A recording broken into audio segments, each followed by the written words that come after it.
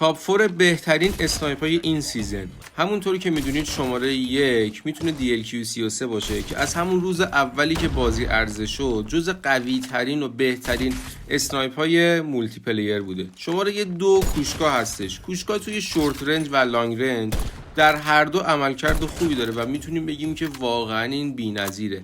یه ADS تایم بسیار پایینی داره که با اون اتچمنتی که من گذاشتم اگر تستش بکنید واقعا متوجه این موضوع میشید. خلاصه که جزء بهتریناست و به هیچ عنوان از دستش ندید.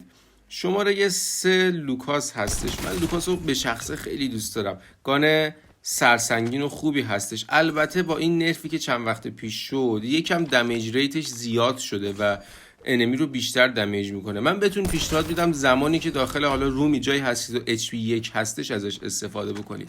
البته این اتچمنتی که من واسهتون گذاشتم یکم این ضعف و پوشش میده. شماره 4 که من خودم عاشقشم LWT هست که یکی از گانایی هست که جدیداً به بازی اضافه شده. واقعا توی مولتی و شورت رنج این شاهکار هستش. من به شخص خیلی دوستش دارم. شما اصلا انیمیشن بازشویان اسکوپ رو نگاه کن، واقعا گان به درد بخوری هستش. این اتچمنتی هم که واسهتون جلوتر گذاشتم جزو بهترین اتچمنتاشه. حتما اتچمنتایی که گذاشتم رو تست بکنید و نظرتون رو توی کامنت ها بگید.